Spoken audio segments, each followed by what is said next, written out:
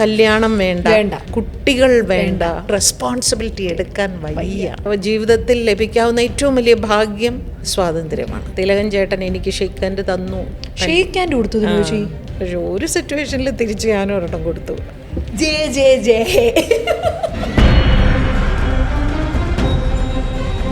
ഞാൻ ഇത്രയും സംസാരിക്കുന്ന ഒരു സ്ത്രീ പോലും അല്ലായിരുന്നു. ഹേർട്ടഡ് ആയിക്കഴിഞ്ഞാൽ ഞാൻ വയലൻ്റ് ആവും. ഓരോ സ്ത്രീയുടെ ഉള്ളിലും ഒരു ഭദ്രകാളി ഉണ്ട്. പക്ഷെ അത് പുറത്തെടുപ്പിക്കരുത്. കുട്ടിയെ എടുത്ത് ഇങ്ങനെ ഒറ്റേറിങ്ങനെ അയ്യോ തല ഇപ്പോൾ ചുമരിൽ ഇടിക്കും എന്ന് എനിക്ക് തോന്നി. ഞാൻ ഓടിപ്പോയി അയ്യോ എൻ്റെ കുഞ്ഞെന്ന് പറഞ്ഞ് ഞാനിങ്ങനെ എടുത്തു. പിന്നെ എൻ്റെ കൺട്രോൾ കിട്ടും.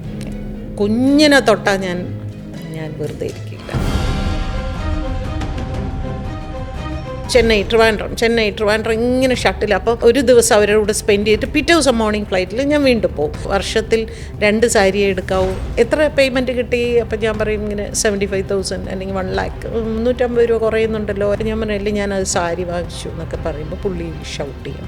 അദ്ദേഹം ജോലിക്ക് പോവായിരുന്നില്ലേ മാം? നമ്മളാണ് ഒരാളെ വഷളാക്കുന്നത്.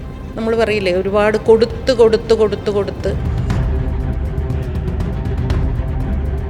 അച്ഛനും അമ്മയും ആരും ഇല്ലാത്തതുകൊണ്ട് ഇവിടെ എല്ലാവരും ഉണ്ടല്ലോ. അന്ന് ഞാൻ ഒറ്റയ്ക്കാണ് എന്നെ തെരുവിൽ ഇറക്കി വിട്ടത് ചെറിയമ്മ. അവിടെ നിന്ന് ഞാൻ ഇറങ്ങുമ്പോൾ പക്ഷേ എൻ്റെ 2 കയ്യിൽ 2 കുട്ടികളുണ്ടായിരുന്നു. 2 പേരെയും പിടിച്ചുകൊണ്ടാണ് ഇറങ്ങിയത്. ഇപ്പോഴും ചേച്ചി പ്രണയാഭ്യർത്ഥനകൾ വരാറില്ലേ? ഒരാൾ പറഞ്ഞതാ പേടിച്ചിട്ടാടോ, ആഗ്രഹമുണ്ട് പക്ഷെ പേടിയാണ് എന്ന്. എനിക്ക് സന്തോഷമാണ്.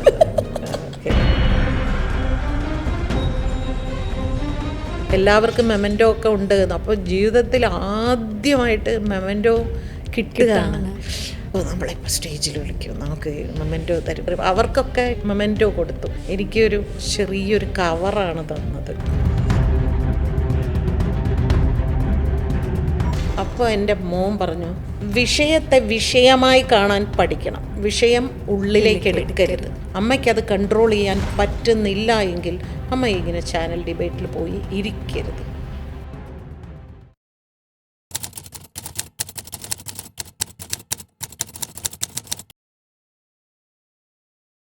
ഇപ്പോൾ ഒരു വലിയൊരു വിഭാഗം ന്യൂജൻ കല്യാണം വേണ്ട, കുട്ടികൾ വേണ്ട, കാരണം അവർക്ക് റെസ്പോൺസിബിലിറ്റി എടുക്കാൻ വയ്യ. ഇത്രയും വലിയ മറ്റേതൊരു ഫ്രീ ബേർഡിൽ ഇപ്പോൾ ഞാൻ ഈ ഒറ്റയ്ക്ക് താമസിക്കുമ്പോൾ ഞാൻ അനുഭവിക്കുന്ന ഒരു സ്വാതന്ത്ര്യം ഉണ്ടല്ലോ. ഈ ഒറ്റയ്ക്ക് തോന്നുമ്പോൾ എണീക്കുക, തോന്നുമ്പോൾ കുളിക്കുക എന്നുള്ളത് മാത്രമല്ല. ഇനിയിപ്പോൾ ഇത് കഴിഞ്ഞ് ഇൻ്റർവ്യൂ കഴിഞ്ഞ് എനിക്ക് വേറൊരു പണിയില്ല. എനിക്കിപ്പോൾ നേരെ PVR പോയി സിനിമ കാണാം. അത് പക്ഷേ എത്ര പേർക്ക് സാധിക്കും? അപ്പം ഇത് വിട്ടുകൊടുക്കാൻ നമുക്ക് പറ്റില്ല. ഈ ഒരു സ്വാതന്ത്ര്യം ഒരു മനുഷ്യന് ജീവിതത്തിൽ ലഭിക്കാവുന്ന ഏറ്റവും വലിയ ഭാഗ്യം സ്വാതന്ത്ര്യമാണ്. സാമ്പത്തിക സ്വാതന്ത്ര്യം, സാമൂഹിക സ്വാതന്ത്ര്യം, വസ്ത്ര സ്വാതന്ത്ര്യം, അല്ലേ? ഇതെല്ലാം അതാണ് ഒരാൾക്ക് ഏറ്റവും പ്രധാനമായിട്ട് വേണ്ടത്.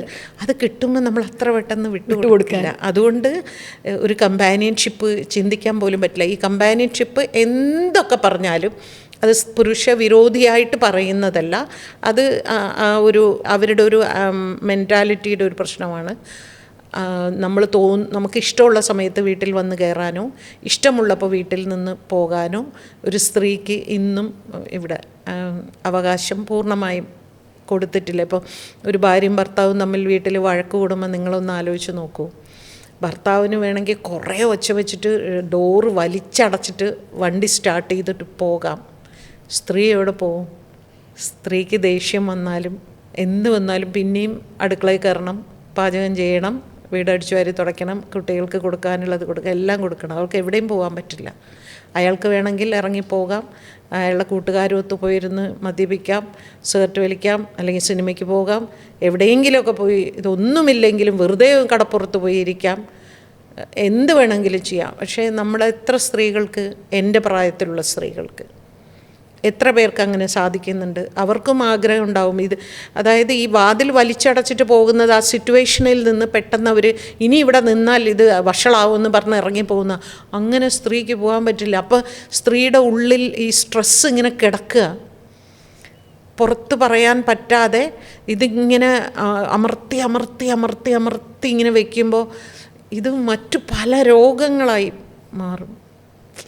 ഡിപ്രഷൻ, പിന്നീട് മറ്റു പല, എനിക്കറിയാവുന്ന ഒരു സ്ത്രീ പിന്നീട് അത് ഡെമിനീഷ്യ അല്ലെങ്കിൽ അൽഷേമസ് ഇങ്ങനെ പലതിലേക്കും, കാരണം ഈ സ്ട്രെസ്സെല്ലാം കൂടെ അവർക്ക് ബേസ്റ്റ് ഔട്ട് ആകാനുള്ള ഒരു അവകാശമില്ല അവർക്ക്. ബേസ്റ്റ് ഔട്ടായാൽ പിന്നെ കൈവയ്ക്കും, തിരിച്ചൊച്ച വെച്ചാൽ അടി കൊള്ളും. അപ്പോൾ അവർ ചേച്ചി അങ്ങനെ തല്ലിയിട്ടുണ്ടായിരുന്നോ ഏതെങ്കിലും ഒരു ഇൻസ്റ്റൻറ്റിലോ അങ്ങനെ? കാരണം എനിക്ക് തോന്നുന്നു ചേച്ചി ഏറ്റവും കൂടുതൽ ഹേർട്ട് ചെയ്യുന്ന ഒരു കാര്യം ശരീരത്തിൽ കൈവെക്കുന്ന, ചേച്ചിയുടെ അനുവാദമില്ലാതെ ചേച്ചിയെ ഭയങ്കരമായിട്ടും പ്രൊവോക്ക് ചെയ്യുന്ന, എനിക്ക് ചേച്ചിയെ ഒന്ന് റീഡ് ചെയ്തപ്പോൾ മനസ്സിലായിട്ടുണ്ടായിരുന്നു. ഒരു പ്രാവശ്യം ഞാനത് മുമ്പ് പറഞ്ഞിട്ടുണ്ട്. ഇപ്പോൾ തിലകൻ ചേട്ടൻ്റെ ഒരു ഇഷ്യൂ വന്നപ്പോൾ എന്നെ തിലകൻ ചേട്ടൻ എനിക്ക് ഷെയ്ക്ക് ഹാൻഡ് തന്നു എന്ന് പറഞ്ഞിട്ട് എന്നെ എന്തിനാണ് അങ്ങനെ പുരുഷന്മാർക്ക് ഷെയ്ക്ക് ഹാൻഡ് കൊടുക്കുന്നത് എന്ന് ഷെയ്ക്ക് ഹാൻഡ് കൊടുത്തത് ചേച്ചി തല്ലിയിട്ടുണ്ട്. അപ്പം ഞാൻ അന്ന് ഇങ്ങനെ ഒരു നിമിഷം ഞെട്ടി ഇങ്ങനെ ഇരുന്നു പോയി.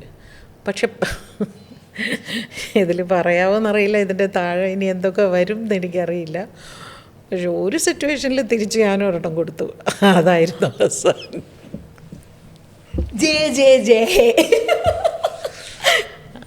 അതായിരുന്നു അവസാനം. അല്ല ചേച്ചി, അങ്ങനെ സ്ത്രീകൾ ഇപ്പോൾ അങ്ങനെ ചെയ്യാനുണ്ടായിരുന്ന ഒരു റീസൺ എന്ന് വെച്ചാൽ ഞാനും പുള്ളിയും കൂടെ ഇങ്ങനെ ആർഗ്യൂ ചെയ്തുകൊണ്ടിരിക്കുകയായിരുന്നു. അപ്പം മോൻ കുഞ്ഞാ, അവനിങ്ങനെ, ഞാനിപ്പോൾ ഒരു കുഞ്ഞു മരിച്ചല്ലോ, ഈ അച്ഛനും അമ്മയും തമ്മിൽ, അതായത് രണ്ടാനച്ഛനും അമ്മ 1.5 വയസ്സുള്ള. അപ്പം ഞാൻ ഓർത്തത് മുഴുവനും 2 ദിവസമായിട്ട് ഞാൻ ഓർത്തത് മുഴുവനും അതായിരുന്നു. അന്ന് ഞാനും പുള്ളിയും കൂടെ ഇങ്ങനെ ഭയങ്കരമായിട്ട് ഇങ്ങനെ വഴക്ക് കൂടുന്ന എല്ലാ സാമ്പത്തിക പ്രശ്നത്തിനാണ് ഈ വഴക്ക് കൂടുന്നത്. പിന്നെ ഡബ്ബിങ് കഴിഞ്ഞ് വന്നപ്പോൾ എത്ര കിട്ടി, അപ്പോൾ അതിൽ 350 രൂപ കുറവുണ്ടല്ലോ, ഇങ്ങനെയൊക്കെ ചോദിച്ചാൽ എന്തോ വഴക്ക് കൂടുക. ചേച്ചി അപ്പോൾ കിട്ടിയ പൈസയൊക്കെ അദ്ദേഹത്തിനായിരുന്നു, ചേച്ചിക്കായിട്ടൊന്നും കീപ്പ് ചെയ്തില്ല? ഇല്ല, ഞാൻ അങ്ങനെ ശീലിച്ച് വളർന്നത് കൊണ്ടാണ്. ഇന്ന് കാണുന്ന ഭാഗ്യലക്ഷ്മിയെ വെച്ചുകൊണ്ട് ആൾക്കാർ ചിലപ്പോൾ ഇവർ തള്ളുകയാണ്, ഇവർ പുളുകടിക്കുകയെന്ന്. പക്ഷെ അങ്ങനെ അല്ലായിരുന്നു. ഞാൻ ഇത്രയും സംസാരിക്കുന്ന ഒരു സ്ത്രീ പോലും അല്ലായിരുന്നു.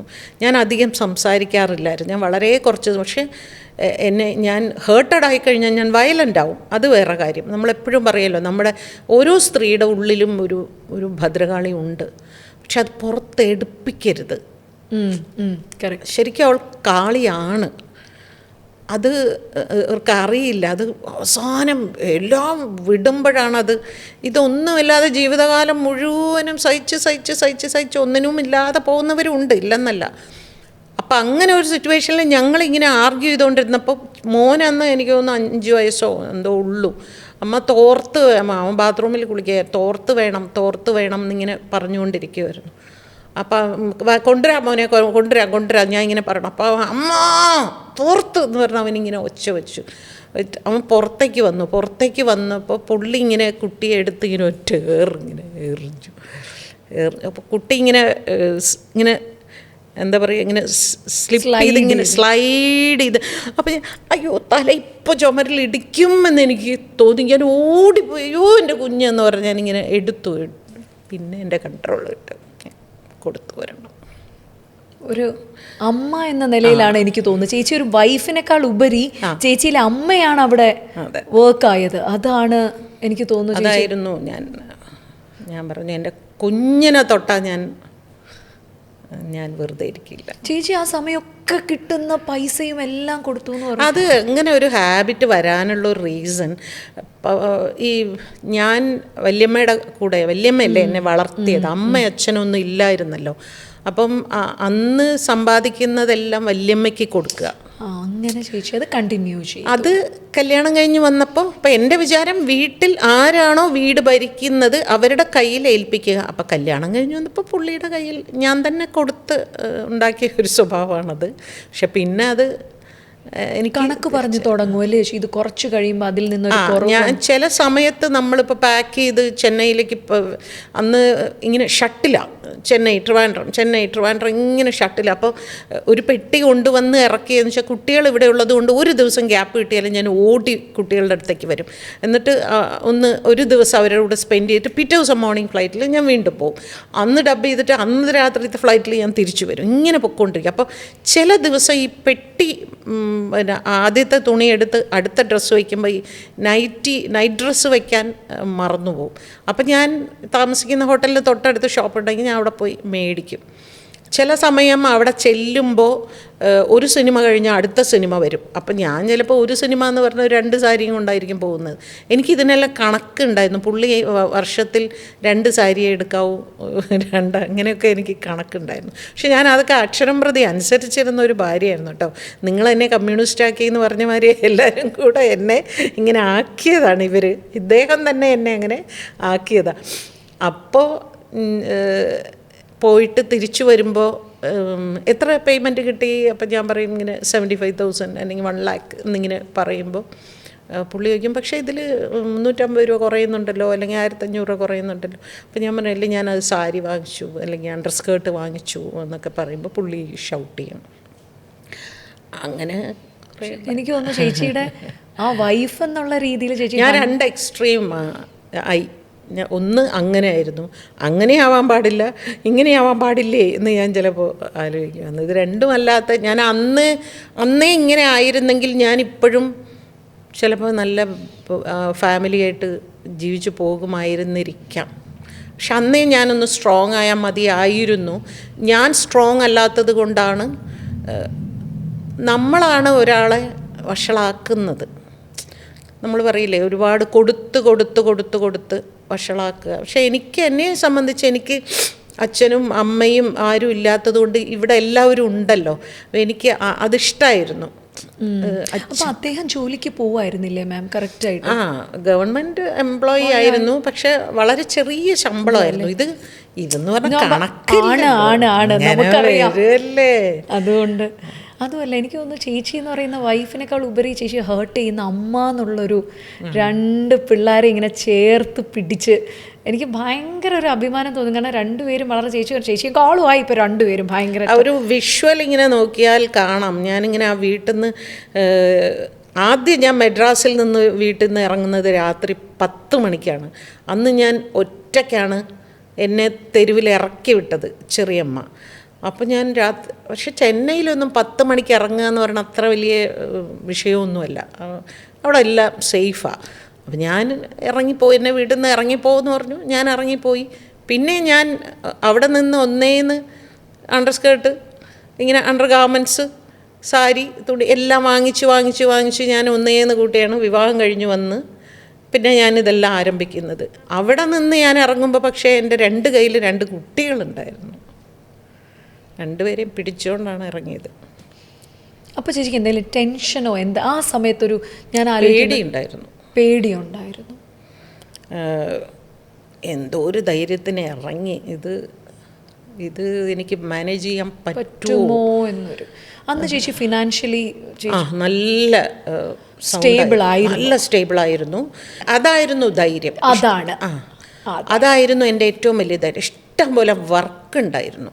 അപ്പം സിനിമകളും സീരിയലുകളും ഒക്കെ ആയിട്ട് നിന്ന് തിരിയാൻ നേരമില്ലാതെ ബാങ്കിൽ പണം ഇങ്ങനെ വന്നുകൊണ്ടേയിരിക്കുന്നത് കൊണ്ട് എനിക്ക് വേറെ ടെൻഷനില്ല. ഞാൻ തനിച്ചായി പോയോ എന്നുള്ളൊരു ടെൻഷൻ മാത്രമേ ഉള്ളൂ. ഞാൻ എങ്ങനെ സർവൈവ് ചെയ്യും എന്ന പേടി എനിക്കില്ലായിരുന്നു. ഈ ഒരു വർക്ക് റിലേറ്റഡ് ടെൻഷൻ എപ്പോഴെങ്കിലും ചേച്ചിക്ക് വേറെ വന്നിട്ടുണ്ടോ? നമ്മൾ ആകപ്പാടെ ചേച്ചിയുടെ ഈ തുടരും മാത്രമേ നമ്മൾ ചേച്ചിയുടെ ഒരു തിക്താനുഭവം. പിന്നെ 2-3 ചേച്ചി പറഞ്ഞ പോലെ ചിലവരിങ്ങനെ പറയും, ഇങ്ങനെ അത്രയൊക്കെ തന്നെ. അതൊക്കെ സിനിമയുടെ ഒരു ഭാഗമാണ്. നമ്മൾ പോവുക, നമ്മുടെ വോയിസ് ശരിയാവുന്നില്ല, പറഞ്ഞു വിടുക എന്നൊക്കെ പറയുന്നത് ഒരു. അല്ലാതെ ചേച്ചീനെ ഹോണ്ട് ചെയ്യുന്ന, ഇപ്പോഴും ഒന്ന് കണ്ണടയ്ക്കുമ്പോഴത്തേക്കും ചേച്ചിക്ക് ഉറങ്ങാതെ ചേച്ചിയെ ഹോണ്ട് ചെയ്യുന്ന ഏതെങ്കിലും ഒരു എക്സ്പീരിയൻസ് ഉണ്ടാവും ചേച്ചി അധികം ഷെയർ ചെയ്യാത്ത, അല്ലെങ്കിൽ ഇപ്പോഴും ചേച്ചിക്ക് അതിൽ നിന്ന് ചേച്ചി എവിടെ ഇറങ്ങിയിട്ടില്ല ആ ഒരു എക്സ്പീരിയൻസിൽ നിന്നുമെന്ന് തോന്നുന്ന ഏതെങ്കിലും ഒരു moment which you want to share? എനിക്ക് ഒന്നാമത് ഈ ഡബ്ബിംഗ് സ്റ്റുഡിയോ എന്ന് പറയുന്ന ഒരു 4 ചുമരിൻ്റെ ഉള്ളിൽ നടക്കുന്ന ഒരു വിഷയമായതുകൊണ്ട് അവിടെ അത്ര വലിയ വിഷയങ്ങളൊന്നും അവിടെ നടക്കാറില്ല.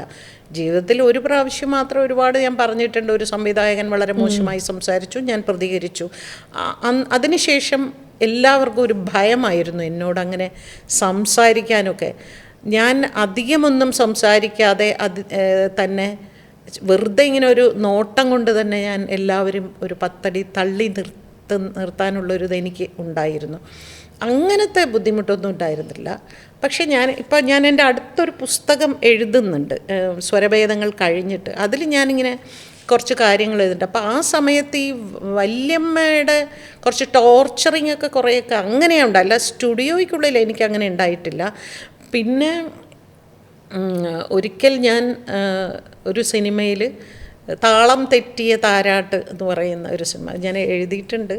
താളം തെറ്റിയ താരാട്ട് എന്ന് പറയുന്ന സിനിമയിൽ മേനക, നടി ലക്ഷ്മി, സത്യകല 3 ഹീറോയിൻസ് ആയിരുന്നു. അപ്പം ലക്ഷ്മിക്ക് കോട്ടയം ശാന്തയും, മേനകയ്ക്ക് ലിസി, ഞാൻ സത്യകലയ്ക്ക്, ഇങ്ങനെ 3 ഹീറോയിൻസ്. അപ്പോൾ അത് ആ പടം കൊച്ചിൻ ഹനീഫ കഥാതിരക്കഥാ സംഭാഷണം, AB Raj sir director, Sai productions ആയിരുന്നു. അപ്പോൾ അതിൻ്റെ 100ാം ദിവസം ആഘോഷം. അപ്പോൾ ഈ ആഘോഷം മദ്രാസ് വുഡ്ലാൻഡ്സ് ഹോട്ടലിലാണ്. അപ്പോൾ നമ്മളോട് പറഞ്ഞിങ്ങനെ 100ാം ദിവസം ആഘോഷമാണ്, വരണം കേട്ടോ, എല്ലാവർക്കും മെമൻറ്റോ ഒക്കെ ഉണ്ട്. അപ്പോൾ ജീവിതത്തിൽ ആദ്യമായിട്ട് മെമൻറ്റോ കിട്ടുകയാണ്. അപ്പം ഞാൻ കടയിൽ പോയിട്ട്, ഈ യെല്ലോ എപ്പോഴും എൻ്റെ ഒരു വീക്ക്നെസ്സാണ്. അപ്പം ഞാൻ നല്ലൊരു പിന്നെ യെല്ലോ കളർ ഒരു സാരിയൊക്കെ വാങ്ങി തലയിൽ പൂവൊക്കെ വെച്ച് പരിപാടിക്ക് പോയി. ഞാനും വല്യമ്മയും കൂടെ പോയി അവിടെ ചെന്ന് ഞാൻ ഇങ്ങനെ നമ്മളിപ്പോൾ സ്റ്റേജിൽ വിളിക്കും, നമുക്ക് മൊമെൻറ്റോ തരും. പ്രേം നസീർ സാറാണ് ഇത് തരുന്നത്. അപ്പോൾ ഇങ്ങനെ വളരെ എക്സൈറ്റഡായിട്ട് ഇങ്ങനെ നിൽക്കണം. അപ്പോൾ ഓരോ കാറ്റഗറിയിലുള്ളവരെ വിളിച്ച് ഡബിങ് ആർട്ടിസ്റ്റുകൾ എന്ന് പറഞ്ഞു. ശാന്ത ചേച്ചിയുടെ പേര് വിളിച്ചു, ലിസിയുടെ പേര് വിളിച്ചു, അത് കഴിഞ്ഞ് എൻ്റെ പേര് വിളിച്ചു. ഞാൻ സ്റ്റേജിൽ കയറി അവർക്കൊക്കെ മൊമെൻറ്റോ കൊടുത്തു. എനിക്ക് മൊമെൻറ്റോ തന്നില്ല, എനിക്കൊരു ചെറിയൊരു കവറാണ് തന്നത്. അപ്പം ഞാനിങ്ങനെ ഇതെന്താണ്, അപ്പം അതിനകത്ത് 150 രൂപയായിരുന്നു. അപ്പം ഞാനത് തിരിച്ചു കൊടുത്തു, അവിടെ വെച്ച് തന്നെ തിരിച്ചു കൊടുത്തു. എന്നിട്ട് ഞാൻ പറഞ്ഞു എനിക്കിത് വേണ്ട എന്ന് പറഞ്ഞ് ഞാൻ ഇറങ്ങിപ്പോയി. ഞാൻ ഇറങ്ങി അതിങ്ങനെ വല്ലാതെ ഇങ്ങനെ ബസ്സിലാണ് പോകുന്നത്. വല്യമ്മയ്ക്ക് പിടി കിട്ടിയില്ല, എന്താണ് ഇവിളി, എൻ്റെ അങ്ങനെ ഒരു പ്രതികരണം വല്യമ്മ കണ്ടിട്ടില്ല. അപ്പം എന്താടി എന്നിങ്ങനെ ചോദിച്ചു. ഞാൻ ഒന്നും മിണ്ടിയില്ല. ഞാൻ കരയരുത് ബസ്സിലിരുന്ന് കരയരുത് എന്ന്. പിന്നെ വീട്ടിൽ വന്ന് ഞാൻ കുറേ കരഞ്ഞു. അപ്പോൾ വല്യമ്മ പറഞ്ഞു സാരല്ല പോട്ടെ, നീ ഇതിനേക്കാൾ കൂടുതൽ ഒക്കെ നിനക്ക് കിട്ടും, നോക്കിക്കോ എന്നിങ്ങനെയൊക്കെ പറഞ്ഞു. പിറ്റേ ദിവസം രാവിലെ ആയപ്പോൾ കൊച്ചിൻ ഹനീഫ്ക, ഈ ഡയറക്ടർ, പ്രൊഡ്യൂസർ 3 പേരും വീട്ടിൽ മൊമെൻറ്റോ ആയിട്ട് വന്നു. പക്ഷെ ഞാനത് സ്വീകരിച്ചില്ല. ഇല്ല, ഞാൻ പറഞ്ഞു എനിക്ക് പബ്ലിക്കായിട്ട് കിട്ടേണ്ടത് പബ്ലിക്കായിട്ട് കിട്ടണം, ഇത് രഹസ്യമായിട്ടല്ല എനിക്കിത് തരേണ്ടത്, എനിക്ക് വേണ്ട. ഞാൻ വാങ്ങിയില്ല. ഒരൊറ്റ ചോദ്യം കൂടിയുള്ളൂ. കാരണം എനിക്കറിയാം ഇത്രയും എന്താ പറയുക, സമൂഹത്തിൽ നടക്കുന്ന എല്ലാ കാര്യങ്ങൾക്കും എതിരെ കൃത്യമായിട്ട് പ്രതികരിക്കുന്ന ചേച്ചി ഉള്ളുകൊണ്ട് ഭയങ്കര സ്വീറ്റ് ആൻഡ് സോഫ്റ്റ് ആണെന്ന് അറിയുന്ന ഞങ്ങളെപ്പോലുള്ള കുറേ പേർക്കറിയാം. ഏറ്റവും ഞാൻ പറഞ്ഞു കണ്ടതിൽ ഏറ്റവും സുന്ദരിയായിട്ടുള്ള ഒരാളാണ്. ഇപ്പോഴും ചേച്ചി പ്രണയാഭ്യർത്ഥനകൾ വരാറില്ലേ? ഇല്ല, വരാറില്ല. പേടിച്ചിട്ടാണ്. ആരും ആ ധൈര്യത്തോടു കൂടി വന്ന് ഇപ്പം ഹിറ്റ് ചെയ്യാറില്ല ചേച്ചീനെ. സീരിയസ്ലി ഒരു മനുഷ്യരും അങ്ങനെ. കാരണം സത്യം കേട്ടോ, ഇതിലിപ്പം നമ്മളിപ്പോൾ നേരിട്ട് കാണുന്നോണ്ട് അറിയാം, she got the most flawless skin. ഞാൻ എപ്പോഴും പറയും ചേച്ചിയുടെ, എന്നിട്ട് ആരും ഹിറ്റ് ചെയ്യാൻ വരുന്നില്ല ചേച്ചിനെ. സീരിയസ്ലി അത് എൻ്റെ അടുത്ത് പിന്നെ ഒരാൾ പറഞ്ഞതാ, പേടിച്ചിട്ടാടോ, ആഗ്രഹമുണ്ട് പക്ഷെ പേടിയാണ് എന്ന്. എനിക്ക് സന്തോഷമാണ്. ഓക്കെ, എനിക്ക് ആഗ്രഹവും ഇല്ല, എൻ്റെ അടുത്ത് ആരും അങ്ങനെ സമീപിക്കാറുമില്ല. എന്നെ ഇപ്പോൾ കാണുന്നത് തന്നെ പണ്ട് നമ്മൾ നെക്സൽ അജിത ചേച്ചിയൊക്കെ കാണും. എൻ്റെ ചെറുപ്പത്തിൽ ഞാൻ അജിത ചേച്ചിയെ കാണുമ്പോൾ ഞാൻ അയ്യോ, അന്നൊക്കെ നെക്സൽ അജിത ഇത്ര പേരെ കൊന്നു എന്നൊക്കെ പറഞ്ഞ് വാർത്തയൊക്കെ കണ്ടിട്ട് നെക്സൽ അജിത ചേച്ചി ഇങ്ങനെ ഒരു ഭീകരി. ഇപ്പം എന്നെ കാണുന്ന ഏകദേശം അതുപോലെ. എനിക്ക് ഏറ്റവും ഫണ്ണി ആയിട്ട് തോന്നുന്നത്, നമ്മൾ പുറത്ത് പോകുമ്പോൾ നമ്മളെ കാണുമ്പോൾ ഓരോരുത്തർ ഓടി വന്ന് അപ്പോൾ ഇങ്ങനെ അവരിങ്ങനെ ദൂരെ നിന്ന് ഇങ്ങനെ നിൽക്കും. അപ്പോൾ ഞാൻ എന്താ ഒരു ഫോട്ടോ അതിനെന്താ വരൂ എന്ന് പറഞ്ഞാൽ, അല്ല പേടിയാണ്, ദേഷ്യപ്പെടുമോ, ഒരു ഫോട്ടോ എടുക്കട്ടെ എന്ന് ചോദിച്ചാൽ ഞാൻ ദേഷ്യപ്പെടുമോ. അപ്പം ഞാനൊരു ഒരു ദേഷ്യക്കാരിയാണ്, എൻ്റെ സ്ഥായി ഭാവം ദേഷ്യമാണ് എന്നാണ് പൊതുസമൂഹം വിചാരിക്കുന്നത്. അതുകൊണ്ട് തന്നെ ഒരു മനുഷ്യനും അടുത്ത ജന്മത്തിൽ പോലും ഇങ്ങനെ ഒരു സ്ത്രീ എനിക്ക് ഭാര്യയായിട്ട് വേണ്ടെന്ന് വിചാരിക്കുന്ന ആണുങ്ങളാണ് ഏറ്റവും കൂടുതൽ. അയ്യോ സത്യം, ചേച്ചി is A most fun loving. കാരണം ഞാൻ ചേച്ചീനെ കണ്ടു. എന്നോട് ചോദിക്കാത്തൊരു ഉത്തരം ഞാൻ പറയാം. എന്നോട് ചോദിച്ചില്ല, എന്നാലും ഞാൻ അങ്ങോട്ട് പറയാം. അതെന്താ പറയണമെന്ന് എനിക്ക് തോന്നി.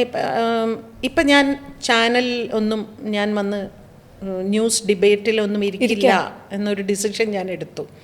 അതെടുക്കാനുണ്ടായ ഒരു റീസൺ, ഇപ്പോൾ നമ്മൾ അതിജീവിതയുടെ ഒരു കേസിൻ്റെ വിധി വന്ന സമയത്ത് അന്ന് ഞാനൊരു പത്രസമ്മേളനം നടത്തിയപ്പോൾ ഞാൻ ഭയങ്കര ഇമോഷണലായിരുന്നു ഞാൻ. അപ്പോൾ അത് കഴിഞ്ഞ് വീട്ടിൽ വന്ന് പിന്നെ ഒരു 4-5 ദിവസം ഞാൻ എനിക്കറിയില്ല എനിക്ക് എന്താ സംഭവിച്ചതെന്ന്. ഞാനിങ്ങനെ അടുക്കളയിൽ നിന്ന് ഓരോന്ന് ചെയ്യുന്നു, ഞാൻ കുളിക്കുന്നു, പക്ഷെ എൻ്റെ കണ്ണിന്നിങ്ങനെ കണ്ണുനീര് വന്നുകൊണ്ടേയിരിക്കുന്നു. അപ്പോൾ എൻ്റെ മോൻ പറഞ്ഞു, അതെ ഈ ചാനൽ ഡിബേറ്റ് ഇനി വേണ്ട, കാരണം വിഷയത്തെ വിഷയമായി കാണാൻ പഠിക്കണം, വിഷയം ഉള്ളിലേക്ക് എടുക്കരുത്. ഇത് ഇപ്പം ആ കുട്ടി ഇത്രയൊക്കെ സംഭവിക്കുമ്പോഴും അവൾ ആക്ട് ചെയ്യുന്നുണ്ട്, അവൾ പ്രോഗ്രാമിനൊക്കെ വളരെ ഹാപ്പി ആയിട്ട്, കാരണം അവൾക്ക് സർവൈവ് ചെയ്യണം. അതാണ് ശരിക്കും ഒരു സ്ത്രീ ചെയ്യേണ്ടത്. നിങ്ങളൊക്കെ എന്നെ തളർത്താൻ ശ്രമിച്ചാലും ഞാൻ തളരില്ല, ഞാൻ നിങ്ങളുടെ മുമ്പിൽ കരയില്ല എന്നുള്ള, അവൾ അതിനെക്കുറിച്ച് സംസാരിക്കുമ്പോൾ പോലും അവളെ കണ്ണ് നിറയുന്നില്ല, കണ്ടോ? അതാണ് ഒരു സ്ത്രീ, ഒരു പെൺകുട്ടി കാണിക്കേണ്ടത്. അമ്മയ്ക്കത് കൺട്രോൾ ചെയ്യാൻ പറ്റുന്നില്ല എങ്കിൽ അമ്മ ഇങ്ങനെ ചാനൽ ഡിബേറ്റിൽ പോയി ഇരിക്കരുത് എന്ന് അമ്മയ്ക്ക് സമചിത്തതയോടുകൂടി കാര്യങ്ങൾ നേരിടാൻ പറ്റുമോ അന്ന് പോയി അമ്മ ഇത്തരം വിഷയം സംസാരിച്ചാൽ മതി. അതിനുശേഷം ഞാൻ പോയിട്ടേ ഇല്ല ചേച്ചി. ശരിയാണ്. പക്ഷേ ഈ പറഞ്ഞ പോലെ ചേച്ചി ജെനുവിൻ ആണ്. അതുകൊണ്ടാണ് ചേച്ചി getting more and more emotional. ചേച്ചി പറയും ചേച്ചിയുടെ കാര്യമായിട്ട് ആദ്യം അതങ്ങ് എടുക്കും, എന്നിട്ടാണ് ചേച്ചി അത് പ്രസന്റ് ചെയ്യുക. ഇത് ഞാനായിട്ട് എടുക്കും. അതുകൊണ്ടാണ് ചേച്ചിക്ക് ആ ഒരു ഇമോഷൻ വരുന്നത്. പക്ഷെ ഒരു ആഗ്രഹമുണ്ട്, ഏതെങ്കിലും ഞങ്ങളുടെ അടുത്തൊരു എപ്പിസോഡിൽ ടോട്ടൽ ഫൺ ലവിങ് ആയിട്ട് ആ ചേച്ചീനെ എനിക്കൊന്ന് കാണിക്കണം എന്ന് ആഗ്രഹമുണ്ട്. സോ എന്തായാലും ചേച്ചി ഒരുപാട് സന്തോഷം. ഭയങ്കര തിരക്കിൽ നിന്ന് ഞാൻ പിടിച്ചു വലിച്ചുകൊണ്ട് വന്നതാണ്. താങ്ക് യു സോ മച്ച് ചേച്ചി for your time. Thank you.